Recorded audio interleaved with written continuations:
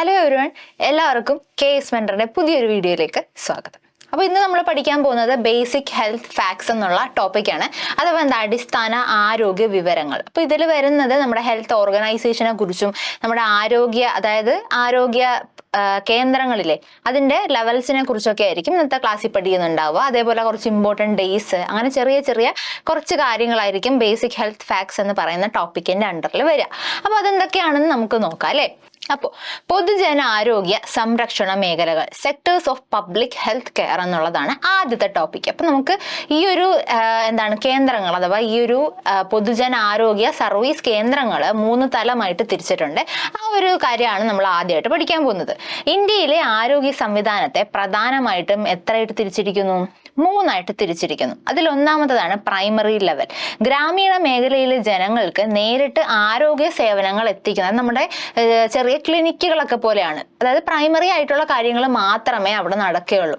Okay, അപ്പൊ just നമുക്കൊരു പനി വരികയാണ്, അപ്പൊ ജസ്റ്റ് ഒന്ന് കാണിക്കാം, മരുന്ന് വാങ്ങിക്കാം, അങ്ങനെയുള്ളൊരു ഡിസ്പെൻസറി അല്ലെങ്കിൽ ക്ലിനിക്ക് മോഡൽസിനെയാണ് നമ്മൾ എന്തെന്ന് വിളിക്കുക? PHC, പ്രൈമറി ഹെൽത്ത് സെന്റേഴ്സ് എന്ന് വിളിക്കുക. ഇപ്പൊ ഗ്രാമീണ മേഖലയിലെ ജനങ്ങൾക്ക് നേരിട്ട് ആരോഗ്യ സേവനങ്ങൾ എത്തിക്കുന്ന തലം എന്നും പറയാം. ഓക്കെ, ഉദാഹരണം സബ് സെന്ററുകൾ, പ്രാഥമിക ആരോഗ്യ കേന്ദ്രങ്ങൾ, കുടുംബാരോഗ്യ കേന്ദ്രങ്ങൾ, FHC, PHC എന്നിവയൊക്കെ എന്തിൽ വരുന്നു? ആ പ്രൈമറി ലെവലിൽ വരുന്ന കാര്യങ്ങളാണ്. അപ്പോൾ ഇവിടെ എന്തൊക്കെ സേവനങ്ങളാണ് ലഭ്യമാകുക എന്ന് ചോദിച്ചു കഴിഞ്ഞാൽ പ്രതിരോധ കുത്തിവെപ്പ്, അടിസ്ഥാന ചികിത്സ, ആരോഗ്യ ബോധവൽക്കരണം, പകർച്ചവ്യാധി നിയന്ത്രണം. അതായത് ചില പകർച്ചവ്യാധിക്കുള്ള ടാബ്ലറ്റ്സ്, അങ്ങനെയുള്ള പ്രൈമറി ലെവലിലായിട്ടുള്ള കാര്യങ്ങൾ മാത്രമായിരിക്കും ഇതേപോലുള്ള PHCയിൽ അവൈലബിൾ ആയിട്ടുണ്ടാവുക. അപ്പൊ ഒരു ക്വസ്റ്റ്യൻ ചോദിച്ചിരുന്നു, പ്രാഥമിക ആരോഗ്യ കേന്ദ്രത്തിൽ ഇല്ലാത്ത സേവനം ഏത് എന്ന് പറഞ്ഞൊരു ക്വസ്റ്റ്യൻ ചോദിച്ചിരുന്നു. അപ്പോൾ ഡോക്ടറുടെ ഒരു സർവീസ് ഉണ്ടാവും, അതൊക്കെ ഉണ്ടാവും. പക്ഷെ ഇപ്പൊ CT സ്കാൻ ഒക്കെ ചോദിക്കുകയാണ്. CT സ്കാൻ ഉണ്ടാവുമോ? ഇല്ല, അതൊരിക്കലും ഒരു പ്രൈമറി ഹെൽത്ത് സെന്ററിൽ ഉണ്ടാവില്ല. അപ്പൊ അതായിരുന്നു തെറ്റായിട്ടുള്ള ഓപ്ഷൻ. ഓക്കെ, അതേപോലെ വാക്സിനേഷൻ, ഡോക്ടറിന്റെ നിരീക്ഷണം, പിന്നെ ഒരു ഓപ്ഷൻ കൂടെ ഉണ്ടായിരുന്നു, അതിനോടൊപ്പം CT സ്കാൻ ഉണ്ടായിരുന്നു. അപ്പൊ പ്രാഥമിക തലത്തിൽ ഇല്ലാത്ത ഒരു സേവനം ഏതെന്നുള്ളതായിരുന്നു ക്വസ്റ്റ്യൻ. ഏതാണ്? CT സ്കാൻ ആണ് ഇല്ലാത്തത്. അപ്പൊ അങ്ങനെയൊക്കെ ക്വസ്റ്റ്യൻ ഈ ഒരു ഭാഗത്ത് നിന്ന് വരാറുണ്ട്. ഇനി സെക്കൻഡറി ലെവലിലേക്ക് വരികയാണെങ്കിൽ പ്രാഥമിക തലത്തിൽ നിന്ന് റെഫർ ചെയ്യാണ്, അതായത് പറയാണ് അടുത്ത ഒരു നല്ലൊരു ഡോക്ടറിനെ കാണിക്കാൻ, ഒരു കുറച്ചുകൂടെ ഇതിലോട്ട് കാണിക്കാൻ പറയാണ്. അപ്പൊ അതാണ് സെക്കൻഡറി ലെവലിലേക്ക് വരുന്നത്. ഓക്കെ, അപ്പൊ നമ്മൾ പറഞ്ഞുകൊണ്ടിരുന്നത് സെക്കൻഡറി ലെവലിലുള്ള ഒരു ചികിത്സയെ കുറിച്ചാണ് പറഞ്ഞുകൊണ്ടിരുന്നത്. അപ്പൊ ഇതിൽ വരുന്നത് താലൂക്ക് ആശുപത്രികള്, ജില്ലാ ആശുപത്രികള്, കമ്മ്യൂണിറ്റി ഹെൽത്ത് സെന്റേഴ്സ് ഒക്കെയാണ് ഇതിൽ വരിക. ഓക്കെ, അപ്പൊ സെക്കൻഡറി ലെവലിൽ വരുന്നത് പ്രാഥമിക തലത്തിൽ നിന്ന് റെഫർ ചെയ്യുന്ന രോഗികൾക്ക് വേണ്ടിയിട്ടുള്ളതാണ്. അവിടെ അവർക്ക് ചികിത്സ നൽകുന്ന സ്ഥലമാണ്. സെക്കൻഡറി ലെവലിലേക്ക് നമ്മൾ കൺസിഡർ ചെയ്യുക താലൂക്ക് ആശുപത്രികളും ജില്ലാ ആശുപത്രികളും കമ്മ്യൂണിറ്റി ഹെൽത്ത് സെന്റേഴ്സും ഈ ഒരു സെക്കൻഡറി ലെവലിൽ വരുന്നു.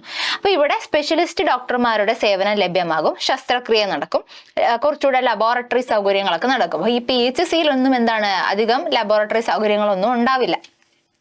ഇനി നമ്മൾ ടെർഷറി ലെവലിലേക്ക് നോക്കുകയാണ്. ടെർഷറി ലെവലിലേക്ക് നോക്കുമ്പോൾ ഏറ്റവും ഉയർന്ന തലത്തിലുള്ളതും സൂപ്പർ സ്പെഷ്യാലിറ്റി സേവനങ്ങൾ നൽകുന്നതുമായ കേന്ദ്രങ്ങളാണ് ടെർഷറി ലെവൽ എന്ന് പറയുന്നത്. ഉദാഹരണം മെഡിക്കൽ കോളേജ് ആശുപത്രി, പിന്നെ നമ്മുടെ ശ്രീ ചിത്ര തിരുനാൾ ഇൻസ്റ്റിറ്റ്യൂട്ട്, റീജിയണൽ ക്യാൻസർ സെന്റേഴ്സ്, ഇതൊക്കെ എന്തിൽ വരുന്നതാണ്? ടെർഷറി ലെവലിലുള്ള ടെർഷറി ലെവലിലുള്ള ആരോഗ്യ കേന്ദ്രങ്ങളാണ് ഈ ഒരു ഏതൊക്കെ? മെഡിക്കൽ കോളേജ്, ശ്രീ ചിത്ര തിരുനാൾ ഇൻസ്റ്റിറ്റ്യൂട്ട്, റീജിയണൽ ക്യാൻസർ സെന്റർ ഒക്കെ വരുന്നത്. അപ്പോൾ അതിവിദഗ്ധ ചികിത്സ, ഗവേഷണം, സങ്കീർണമായ ശസ്ത്രക്രിയകൾ എന്നിവയെല്ലാം ഈ ഒരു ടെർഷറി ലെവലിലായിരിക്കും ലഭ്യമാവുന്നുണ്ടാവുക. ഓക്കെ, അപ്പൊ അത്രയും കാര്യങ്ങൾ. അപ്പൊ നമ്മുടെ ഡയറക്റ്റ് നമ്മളൊരു ഹോസ്പിറ്റലിൽ പോകുന്നു എന്ന് പറയുന്നതിനെക്കാട്ടിലും ഇത്രയൊക്കെ ഒരു ലെവൽസ്, അതായത് ഒരു 3 ലെവൽസ് ആയിട്ട് ക്ലാസിഫൈ ചെയ്തിട്ടുണ്ടെന്നും, അപ്പൊ നമ്മൾ ഒരു ഹോസ്പിറ്റൽ പറയുമ്പോഴത്തേക്ക് അത് ഏത് ലെവലിലുള്ള ഹോസ്പിറ്റലാണ് എന്നുള്ള കാര്യങ്ങളൊക്കെ ഇനി നമ്മൾ ചിന്തിക്കേണ്ടതായിട്ടുണ്ട് അല്ലെ. അതൊന്ന് ഇപ്പൊ പഠിക്കുന്ന ആൾക്കാരായതുകൊണ്ട് പറയാണ്, അതും കൂടെ ഒന്ന് ചിന്തിക്കാം. ഓക്കെ, അപ്പൊ ഇനി നമ്മൾ പഠിക്കാനായിട്ട് പോകുന്നത് ഈ ആരോഗ്യ കേന്ദ്രങ്ങൾ അല്ലെങ്കിൽ വലിയ വലിയ ഓർഗനൈസേഷന്റെ ഹെഡ് ക്വാർട്ടേഴ്സ് എവിടെയാണ് എന്നുള്ളതാണ് നമ്മളെ പറയുന്നത്. സംഘടനകളുടെ ഈ ഒരു ആരോഗ്യവുമായി ബന്ധപ്പെട്ട ഓർഗനൈസേഷന്റെ ഹെഡ് ക്വാർട്ടേഴ്സ് എവിടെയൊക്കെയാണ് എന്നുള്ളതാണ് ഇനി അടുത്ത് നോക്കുന്നത്. ലോകാരോഗ്യ സംഘടന അഥവാ WHO. Okay, world health organisation എവിടെയാണ്? Geneva, Switzerland. ഇനി UNICEF, ന്യൂയോർക്ക്, ഓക്കെ, ന്യൂയോർക്ക് ആണ് അതിന്റെ ആസ്ഥാനം. ഇനി NIV national institute of virology എവിടെയാണ്? പൂനെയിലാണ്. അപ്പൊ നമ്മൾ മറ്റേ കൊറോണ വൈറസ് ഒക്കെ വന്നപ്പോഴത്തേക്കും, കൊറോണ അല്ല ആദ്യമൊക്കെ നിപ്പ വൈറസ് ഒക്കെ വന്നപ്പോഴത്തേക്കും എന്താണ് സാമ്പിള് NIV അഥവാ നാഷണൽ ഇൻസ്റ്റിറ്റ്യൂട്ട് ഓഫ് വൈറോളജി പൂനെയിലേക്ക് അയക്കുകയാണെന്നൊക്കെ നമ്മൾ കേട്ടിട്ടുണ്ട്. ഇനി നാഷണൽ ഇൻസ്റ്റിറ്റ്യൂട്ട് ഓഫ് ന്യൂട്രീഷന്റെ ആസ്ഥാനം വരുന്നത് ഹൈദരാബാദ് ആണ്. എവിടെയാണ്? Hyderabad. Indian council of medical research അഥവാ ICMR-ന്റെ ആസ്ഥാനം ന്യൂഡൽഹിയാണ്. ഓക്കെ, ഇനി സെൻട്രൽ ഡ്രഗ് റിസർച്ച് ഇൻസ്റ്റിറ്റ്യൂട്ട് വരുന്നത് ലക്നൗ ആണ്.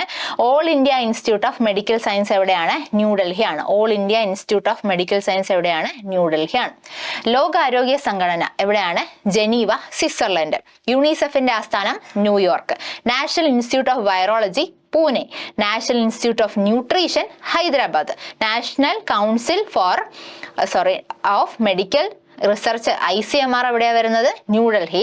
സെൻട്രൽ ഡ്രഗ് റിസർച്ച് ഇൻസ്റ്റിറ്റ്യൂട്ട് വരുന്നത് Lucknow. All India institute of medical science വരുന്നത് എവിടെയാണ്? ന്യൂഡൽഹിയാണ് അതിന്റെ ആസ്ഥാനം. ഇനി നാഷണൽ ഇൻസ്റ്റിറ്റ്യൂട്ട് ഓഫ് ആയുർവേദയുടെ ആസ്ഥാനം വരുന്നത് ജയ്പൂർ ആണ്. എവിടെയാണ്? ജയ്പൂർ. നാഷണൽ ഇൻസ്റ്റിറ്റ്യൂട്ട് ഓഫ് ഹോമിയോപ്പതിയുടെ ആസ്ഥാനം കൊൽക്കത്ത. നാഷണൽ ഇൻസ്റ്റിറ്റ്യൂട്ട് ഓഫ് സിദ്ധയ്ക്കും എന്തുണ്ട്? ഒരു ഇൻസ്റ്റിറ്റ്യൂട്ട് ഉണ്ട്. അതിന്റെ ആസ്ഥാനം വരുന്നത് ചെന്നൈയിലാണ്. ഇനി യോഗയുടെ ഇൻസ്റ്റിറ്റ്യൂട്ടിന്റെ ആസ്ഥാനം ന്യൂഡൽഹി. യുനാനി ബാംഗ്ലൂർ. നാച്ചുറോപ്പതി പൂനെ. ഓക്കെ, അപ്പോൾ അത് നോക്കാം. ഇനി നമ്മൾ പൂനെ ഇത് പറഞ്ഞിരുന്നു, ന്യൂട്രീഷൻ പറഞ്ഞിരുന്നു, ഇനി ഇത് പറഞ്ഞില്ല. നാഷണൽ ഇൻസ്റ്റിറ്റ്യൂട്ട് ഓഫ് സെൽ സയൻസിന്റെ ആസ്ഥാനം പൂനെയാണ്. National institute of communicable disease ഇത് ഇമ്പോർട്ടന്റ് ആണ്, New Delhi. Central food technological research institute Mysore. Central drug research institute Lucknow. അതൊന്നും നമ്മൾ പറഞ്ഞതാണ്. ഇതൊന്നുകൂടെ നോക്കാം. NIVയുടെ ആസ്ഥാനം പൂനെ.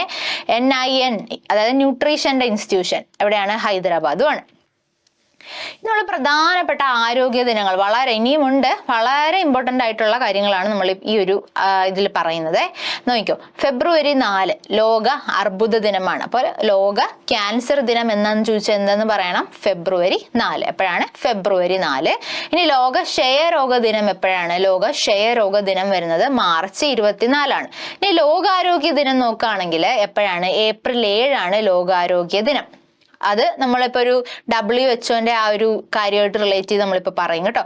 അത് അതിന്റെ ഫോർമേഷന്റെ ആ ഒരു ഡേറ്റ് തന്നെയാണ് ഒരു ലോകാരോഗ്യ ദിനമായിട്ട് ആചരിക്കുക എന്നുള്ളതാണ്. ഇനി ജൂൺ 14 ലോക രക്തദാന ദിനമാണ്. നവംബർ 14 ശിശുദിനമാണ്. അന്ന് എന്തും കൂടെയാണ്? ലോക പ്രമേഹ ദിനം കൂടിയാണ് എന്ന് ഓർക്കുക. ഇനി അടിസ്ഥാന ജീവൽ സൂചകങ്ങളും പ്രഥമ ശുശ്രൂഷയും, ചില വൈറ്റൽ സയൻസ്, അതായത് നമ്മള് ശരീര താപനില നമ്മൾ എത്രയായിട്ടാണ് എടുക്കുന്നത്? -37 ഡിഗ്രി സെൽഷ്യസ്. മൈനസ് ഒന്നും ഇല്ല കേട്ടോ, അറിയാതെ പറഞ്ഞതാണ്. അപ്പോൾ ബോഡി ടെമ്പറേച്ചർ എത്രയാണ്? 37 ഡിഗ്രി സെൽഷ്യസ് ആണ്.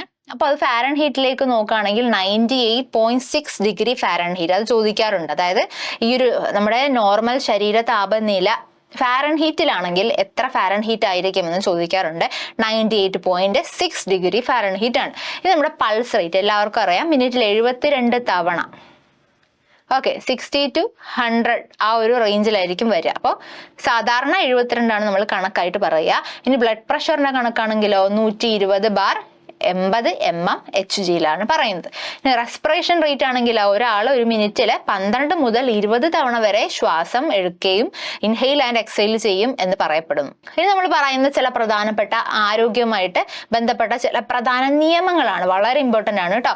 Legislations for health care. Medical termination of pregnancy act, MTP act എന്ന് പറയും. Medical termination of pregnancy act. ഗർഭഛിദ്രം വിധേയമാക്കി. അതിന്റെ കുറച്ച് ഡീറ്റെയിൽ ആയിട്ട് നമ്മൾ ഈ ആക്ട് പഠിക്കും. ഇനി pre natal diagnostic technique act. Okay, അതായത് 1994 ഭ്രൂണത്തിന്റെ ലിംഗനിർണയം നിരോധിച്ച ആക്ട് ഏതെന്ന് ചോദിച്ചു കഴിഞ്ഞാൽ ഏതാണ്? PNDT ആക്ട് 1994 ആണ്. ഇനി ഭക്ഷ്യ സുരക്ഷാ നിയമം, food safety and standard act. ഇതിന് നിലവിൽ വന്ന വർഷം പഠിക്കുക, 2006. എപ്പോഴാണ്? 2006. മാനസികാരോഗ്യ സംരക്ഷണ നിയമം അഥവാ മെന്റൽ ഹെൽത്ത് കെയർ ആക്ട് എപ്പോഴാണ്? 2017 ഈ ഒരു ആക്ട് നിലവിൽ വരുന്നത്. ഓക്കെ അല്ലേ? അപ്പൊ medical termination of pregnancy act, MTP act 1971 വരുന്നത്. ഇനി prenatal diagnostic techniques act, PNDT act വരുന്നത് 1994 ഈ ഒരു പ്രീനേറ്റൽ ഡയഗ്നോസ്റ്റിക് ടെസ്റ്റ്, അതായത് കുഞ്ഞ് ജനിക്കുന്നതിന് മുന്നേ ലിംഗനിർണ്ണയം നടത്തുന്ന ആ ഒരു കാര്യം നിരോധിച്ച ആക്ടാണിത്. 1994 വരുന്നത്. ഇനി ഭക്ഷ്യസുരക്ഷാ നിയമം 2006 വരുന്നത്. ഇനി മാനസികാരോഗ്യ സംരക്ഷണ നിയമം വരുന്നത് എപ്പോഴാണ്? 2017. ഓക്കെ. ഇനി ബ്രാഞ്ചസ് ഓഫ് സ്റ്റഡി, ഇതെല്ലാവർക്കും അറിയാവുന്നതാണ്. ഒന്നും കൂടെ നമുക്ക് റിവൈസ് ചെയ്യാം. കാർഡിയോളജി എന്താണ്? ഹൃദയത്തെ കുറിച്ചുള്ള പഠനം. നെഫ്രോളജി എന്താണ്? വൃക്കകളെ കുറിച്ചുള്ള പഠനം. ഹെപ്പറ്റോളജി, തെറ്റിപ്പോരുത്, ഹെപ്പറ്റോളജി കരളിനെ കുറിച്ചുള്ള പഠനം. ഓങ്കോളജി ക്യാൻസറിനെ കുറിച്ചുള്ള പഠനം. ന്യൂറോളജി നാഡീവ്യവസ്ഥയെ കുറിച്ചുള്ള പഠനം. ഹീമറ്റോളജി, ഹീമോഗ്ലോബിൻ എന്ന് കേൾക്കാറില്ലേ? ഹീമറ്റോളജി രക്തത്തെ കുറിച്ചുള്ള പഠനം. ഡെർമറ്റോളജി, നമ്മളൊരു സ്കിൻ റിലേറ്റഡ് ഇഷ്യൂ വന്ന ആരെ കാണും? ഡെർമറ്റോളജിസ്റ്റിനെ കാണും. അപ്പോൾ ത്വക്കിനെ കുറിച്ചുള്ള പഠനം. ഒഫ്താൽമോളജി കണ്ണിനെ കുറിച്ചുള്ള പഠനം. ഇനി നമ്മൾ പ്രധാന ആരോഗ്യ ടേംസ്, അതായത് ആരോഗ്യമായിട്ട് ചില ബന്ധപ്പെട്ട ടേംസ് ആണ്, നമുക്ക് അറിയാവുന്നതാണ്. ബയോപ്സി, രോഗനിർണയത്തിനായി ശരീരത്തിൽ നിന്ന് കലകൾ എടുത്ത് പരിശോധിക്കുക. അതായത് ചില ട്യൂമറിന്റെ കേസിലൊക്കെ ബയോപ്സിക്ക് അയക്കാറുണ്ട് അല്ലെ? അതിന് നമ്മൾ പറയുന്നത് കേട്ടിട്ടുണ്ട്. ഇനി എൻഡോസ്കോപ്പി എന്ന് പറയുന്നത് ആന്തരിക അവയവങ്ങൾ കാണാനായി ട്യൂബ് പോലുള്ള ഉപകരണം കടത്തി നടത്തുന്ന ഒരു പരിശോധനയാണ് എൻഡോസ്കോപ്പി. ചില ചെറിയ ട്യൂബിനകത്ത് ക്യാമറ ഘടിപ്പിച്ച് കടത്തിവിടും. അപ്പോൾ ഇതിപ്പോൾ നമ്മുടെ ഡൈജസ്റ്റീവ് ഇഷ്യൂസ്, അതായത് അൾസർ പോലുള്ള അസുഖങ്ങളുണ്ടോ, റെസ്പിറേറ്ററി, അങ്ങനെ നമ്മുടെ ആന്തരിക അവയവങ്ങൾ കാണാനായിട്ട് നടത്തുന്ന ഒരു ടൈപ്പ് ഓഫ് ഒരു മെത്തേഡ് ഓഫ് ചികിത്സയാണ് എന്തെന്ന് പറയുന്നത്? എൻഡോസ്കോപ്പി എന്ന് പറയുന്നത്. പിന്നെ ഡയാലിസിസ് ആണെങ്കിൽ വൃക്കകളുടെ പ്രവർത്തനം തകരാറിലാകുമ്പോൾ നമ്മുടെ കിഡ്നി ബ്ലഡ് പ്യൂരിഫൈ ചെയ്യില്ല. ആ ഒരു അവസ്ഥയിലാണ് നമ്മൾ എന്ത് ചെയ്യുക? ഡയാലിസിസ് ചെയ്യുന്നത്. അപ്പോൾ ഡയാലിസിസ് ആ ഒരു ആർട്ടിഫിഷ്യൽ ആയിട്ടുള്ള മാർഗത്തിനാണ് നമ്മൾ എന്തെന്ന് വിളിക്കുക? ഡയാലിസിസ് എന്ന് വിളിക്കുക. അതുപോലെ തന്നെ ഹെപ്പാരിൻ എന്നൊരു ടേം, ഒരു ഏജന്റ് ആണ്, ആന്റി കൊയാഗുലന്റ് ഏജന്റ് ആണ് ഹെപ്പാരിൻ. അതായത് ഈ മെഷീനിലൂടെ രക്തം കടന്നു പോകുമ്പോൾ രക്തം കട്ട പിടിക്കാതിരിക്കാൻ വേണ്ടി ആഡ് ചെയ്യുന്ന ഒരു വസ്തുവാണ് ഹെപ്പാരിൻ എന്ന് പറയുന്നത്. അതും ഡയാലിസിസ് എന്ന് പറയുമ്പോൾ നമ്മൾ ഓർക്കേണ്ട ഒന്നാണ്. ഇനി ഇസിജിയുടെ ഫുൾ ഫോം എന്താണ്? Electro cardiogram. ഈ ഒരു ഫുൾ ഫോം പോലും നമ്മുടെ PSC ഒരു ആസ്പെക്റ്റില് ഇമ്പോർട്ടന്റ് ആയിട്ടുള്ള ഒന്നാണ്. ഹൃദയത്തിന്റെ പ്രവർത്തനം രേഖപ്പെടുത്താനുള്ള ഉപകരണമാണ് എന്തെന്ന് പറയുന്നത്? ECG എന്ന് പറയുന്നത്. ഇനി അന്താരാഷ്ട്ര ആരോഗ്യ സംഘടന WHO, ലോകാരോഗ്യ സംഘടന, അതാണ് എന്തെന്ന് പറയുന്നത്? World health organisation. നമ്മൾ മലയാളത്തിൽ പറയുകയാണെങ്കിൽ, അപ്പോൾ വേൾഡ് ഹെൽത്ത് ഓർഗനൈസേഷൻ നമ്മുടെ ഹെൽത്തിന് ഒരു നിർവചനം തന്നിട്ടുണ്ട്. അതാണ് നമ്മൾ വായിക്കാൻ പോകുന്നത്. ഒരു വ്യക്തിയുടെ ശാരീരികവും മാനസികവും സാമൂഹികവുമായ സമ്പൂർണ്ണ സുസ്ഥിതിയാണ് ആരോഗ്യം. രോഗത്തിന്റെയോ വൈകല്യത്തിന്റെയോ അഭാവം മാത്രമല്ല. അതാണ് ആരോഗ്യം എന്ന് WHO ഡിഫൈൻ ചെയ്യുന്നത്. അപ്പോൾ ഏപ്രിൽ 7, 1948 വേൾഡ് ഹെൽത്ത് ഓർഗനൈസേഷൻ നിലവിൽ വരുന്നത് അഥവാ രൂപീകരിക്കുന്നത്. അതുകൊണ്ട് അന്ന് നമ്മൾ എന്തായിട്ട് കണക്കാക്കുന്നു? വേൾഡ് ഹെൽത്ത് ഡേ ആയിട്ട് അന്ന് ആചരിക്കുന്നു. അതാണ് നമ്മൾ നേരത്തെ പറഞ്ഞത്. ഇനി ആസ്ഥാനം നമ്മൾ പഠിച്ചിരുന്നു, ജനീവ, സ്വിറ്റ്സർലൻഡ് ആണ് വേൾഡ് ഹെൽത്ത് ഓർഗനൈസേഷന്റെ ആസ്ഥാനം. ഇന്ന് ലോകത്തിലെ ഏറ്റവും വലിയ ആരോഗ്യ സംഘടനയായി കണക്കാക്കപ്പെടുന്നതും ആരെ തന്നെയാണ്? WHO തന്നെയാണ്. രണ്ടാമത്തത് ഇന്ത്യയിലെ ആരോഗ്യ സംവിധാനം, അതായത് NRHM, അതായത് നാഷണൽ റൂറൽ ഹെൽത്ത് മിഷനെ കുറിച്ചാണ്. ദേശീയ ഗ്രാമീണ ആരോഗ്യ മിഷൻ. ഇത് ആരംഭിക്കുന്ന വർഷം 2005 ഏപ്രിൽ 12 എപ്പോഴാണ്? 2005 ഏപ്രിൽ 12 ഗ്രാമീണ മേഖലയിലെ ജനങ്ങൾക്ക് മെച്ചപ്പെട്ടതും ചിലവ് കുറഞ്ഞതുമായ ആരോഗ്യ സേവനങ്ങൾ ലഭ്യമാക്കുക എന്നതാണ് NRHMന്റെ ലക്ഷ്യം എന്ന് പറയുന്നത്. നാഷണൽ റൂറൽ ഹെൽത്ത് മിഷന്റെ ലക്ഷ്യം എന്ന് പറയുന്നത് ഗ്രാമീണ മേഖലയിലെ ജനങ്ങൾക്ക് മെച്ചപ്പെട്ടതും ചിലവൊക്കെ കുറച്ചിട്ട് അല്ലെങ്കിൽ ആരോഗ്യ സേവനം കൊടുക്കുക എന്നുള്ളതാണ് NRHMന്റെ ലക്ഷ്യം എന്ന് പറയുന്നത്. ഇനി ഒരു ടേം ആശാ വർക്കർ. നമ്മൾ ഒരുപാട് ആശാ വർക്കേഴ്സ് നമുക്കറിയാം അല്ലെ? ഇപ്പോ സെക്രട്ടേറിയറ്റിലെ സമരം നടന്നതും ഒക്കെ നമുക്കറിയാം. അപ്പൊ എന്താണ് ഈ ആശാ വർക്കർ എന്ന് ചോദിച്ചു കഴിഞ്ഞാൽ, NRHM അതായത് നാഷണൽ റൂറൽ ഹെൽത്ത് മിഷന്റെ ഭാഗമായിട്ട് ഗ്രാമീണ തലത്തിൽ ആരോഗ്യ പ്രവർത്തനം നടത്തുന്ന അംഗീകൃത സാമൂഹിക പ്രവർത്തകയാണ് ആരെന്ന് പറയുന്നത്? ആശാ വർക്കേഴ്സ് എന്ന് പറയുന്നത്. അപ്പോൾ ആശാ വർക്കറിന്റെ ഫുൾ ഫോം നോക്കുക, അക്രഡിറ്റഡ് സോഷ്യൽ ഹെൽത്ത് ആക്ടിവിസ്റ്റ്. അധികം നമ്മൾ ഓർത്തിട്ടുണ്ടാവില്ല, ഇതിനൊരു ഫുൾ ഫോം ഉണ്ടെന്ന്. അക്രഡിറ്റഡ് സോഷ്യൽ ഹെൽത്ത് ആക്ടിവിസ്റ്റ് എന്നുള്ളതാണ് ആശാ വർക്കറിന്റെ പൂർണ്ണ രൂപം എന്ന് പറയുന്നത്. Thank you. നെക്സ്റ്റ് ക്ലാസ്സിൽ കാണാം.